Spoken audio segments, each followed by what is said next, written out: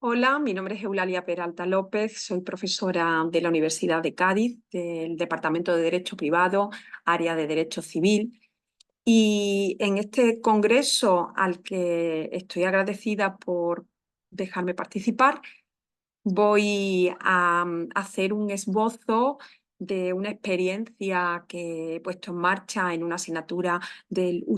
último semestre, que he impartido en el último semestre, que es la asignatura de Derecho de Daño. Y mi experiencia es de introducción de los Objetivos de Desarrollo Sostenible de la Agenda 2030 en la enseñanza de esta asignatura del Derecho de Daño. El contexto en el que sitúo esta experiencia de innovación docente es en el compromiso de la universidad con los Objetivos de Desarrollo Sostenible. En concreto, el Objetivo de Desarrollo Sostenible 4, Educación de Calidad, el Objetivo de Desarrollo Sostenible 17, Alianzas para lograr los objetivos, y en el compromiso específico, compromiso intenso de la Universidad de Cádiz con la consecución de los Objetivos de Desarrollo Sostenible, teniendo una línea, además de innovación docente centrada en la incorporación de los ODS a la docencia. La introducción de los Objetivos de Desarrollo Sostenible en el ámbito jurídico parece que no debe resultar demasiado difícil si pensamos que muchos de ellos coinciden con lo que son derechos humanos y otros también con lo que serían derechos fundamentales de la Carta Europea de los Derechos Fundamentales o de las distintas constituciones. Por lo tanto, parece que en un principio no debe ser difícil, sin embargo, cuando pensamos en la forma de introducirlo, sí que se puede tornar algo de dificultad. El objetivo de esta experiencia, de esta innovación, es incorporar los Objetivos de Desarrollo Sostenible a esta asignatura de Derecho de Daño.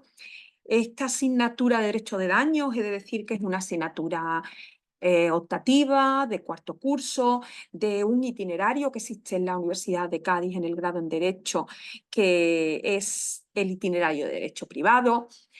Y el objetivo se plantea, por un lado, enseñar sobre los ODS,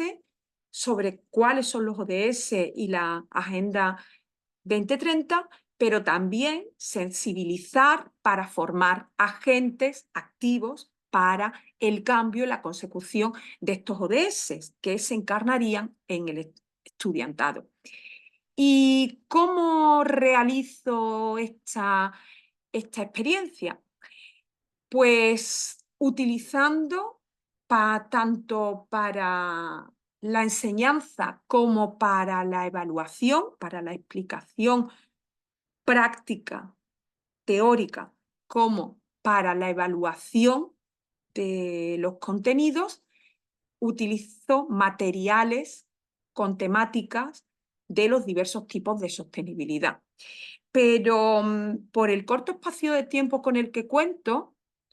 para exponer esta experiencia, voy a centrarme en dos temáticas. Voy a centrarme en la temática de la sostenibilidad ambiental y voy a centrarme en la temática de la sostenibilidad social. Y en concreto, dentro de la sostenibilidad social, en la introducción de la perspectiva de género, que se encuentra también en uno de los Objetivos de Desarrollo Sostenible. En cuanto a la sostenibilidad ambiental, utilizo una sentencia que les dejo en el campus virtual para que se trabaje con anterioridad incluso a la explicación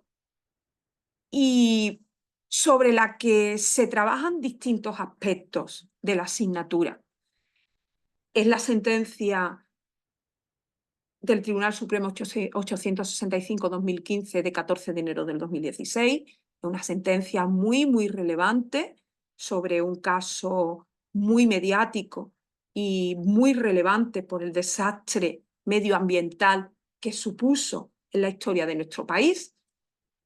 Esta sentencia sobre el Prestige del 2016, que supuso la condena a 2 años de prisión del capitán de este buque, un buque petrolero, del buque Prestige, condena por delito imprudente contra el medio ambiente y responsabilidad civil derivada del marinero, de la aseguradora de la propietaria del barco, del Fondo Internacional para la Indemnización de Daños Causados por Hidrocarburos, que son los que debían hacer frente a las indemnizaciones que se fijaran en ejecución de sentencia. Esta sentencia me sirve para explicar de una forma además también práctica muchas de las cuestiones que se habían venido abordando y que se abordan en la asignatura de Derecho de Daño, que es la asignatura de Responsabilidad Civil Extracontractual. Y al margen y sin perjuicio de estas cuestiones técnicas jurídicas, pues también me sirve para sensibilizar sobre los objetivos de desarrollo sostenible, en concreto sobre el objetivo de desarrollo sostenible 14, es el más relevante porque afecta a la protección de la vida submarina, porque se trata de un daño, de un desastre medioambiental de extrema gravedad que afecta a mar y al océano. El ODS 13, acción por el clima, en el intento de minimizar la huella medioambiental, se debe prevenir el que ocurra este tipo de desastre. Y el ODS 7, relacionado con la consecución o el objetivo de la utilización de energías asequibles y de energías no contaminantes, teniendo en cuenta que estamos ante un vertido de fuel por parte de este buque petrolero, que era un vertido de una energía contaminante y una energía que está también pues, en vías de escasez.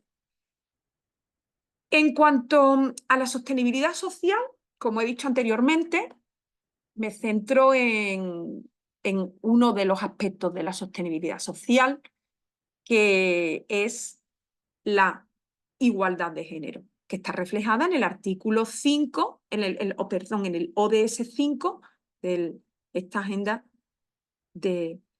2030. Pero también tiene que ver con el ODS 16, paz, justicia e instituciones sólidas, desde el momento en que reflexionamos acerca de cómo se enjuician este tipo de delitos y cuáles son las consecuencias jurídicas en cuanto a responsabilidad civil, a la cuantía de las indemnizaciones y a la dificultad probatoria para las víctimas de violencia de género en el sistema de justicia, cómo son tratadas en el sistema de justicia, por lo tanto, y en el ODS 10, que tiene que ver con la reducción de las desigualdades, en este caso, una reducción de la desigualdad de género, de la desigualdad entre hombres y mujeres. Para ello, utilizo, por un lado, jurisprudencia con sentencias que tienen a disposición en el campus virtual, y algunas de las sentencias que utilizo son, por ejemplo, la sentencia 325 del 2019 de la Audiencia Provincial de Almería de 30 de septiembre y la sentencia 2039-2021 de la sentencia del Tribunal Supremo de 17 de marzo de 2021. En las dos sentencias me sirven para, por una parte, poner de relieve la problemática con la reparación de daños de este tipo de delitos y reflexionar sobre el maltrato psicológico y la dificultad probatoria y de cuantificación de las indemnizaciones en este tipo de delitos. La sentencia 325-2019 aborda un delito continuado de malos tratos, de amenaza, de delito concreto de violencia sobre la mujer, por la que se condena al agresor,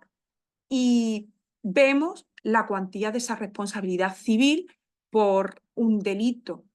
psicológico, de maltrato psicológico continuado, y vemos y reflexionamos acerca de cómo se realiza esa cuantificación y esa prueba. La sentencia 2039 del 2021 Es una sentencia muy relevante y muy interesante para el estudiantado porque aborda la violencia de género económica. Esto me sirve para reflexionar acerca de los distintos tipos de violencia de género, de violencia sobre las mujeres. En este caso se aborda y se condena a un agresor por un delito de alzamiento de bienes y por impago de pensiones alimenticias.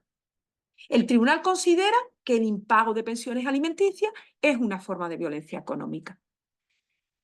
Me sirve también estas sentencias para sensibilizar y para realizar una acción de prevención. Esto lo realizo además en conmemoración del día 25 de noviembre. Trabajo estos aspectos alrededor del día 25 de noviembre, que es el Día Internacional contra la Violencia hacia las Mujeres. Y de esta forma incorporo la perspectiva de género en la docencia, que es otra de los mandatos de la legislación universitaria, introducción de la perspectiva de género en la docencia, también en relación con la Ley de Igualdad, la 1/2007. Por otro lado, utilizo a lo largo de todo el curso, de toda la impartición de la asignatura, utilizo noticias sobre jurisprudencia relacionada con violencia de género en el ámbito profesional. Jurisprudencia sobre acoso sexual y acoso por razón de género. Para ello, utilizo sobre todo noticias